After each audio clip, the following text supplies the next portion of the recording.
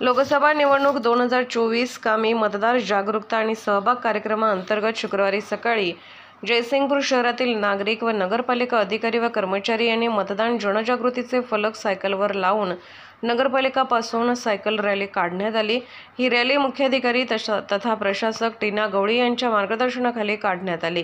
येथील पालिका कार्यालयापासून निघालेले सायकल रॅली शहरातील विविध भागात जाऊन नगरपालिका कार्यालयाकडे सांगता करण्यात आली। या सायकल रॅलीमध्ये सर्व नागरिकांना मतदान करण्यासाठी विविध मतदान जनजागृती फलकाद्वारे आवाहन करण्यात आले।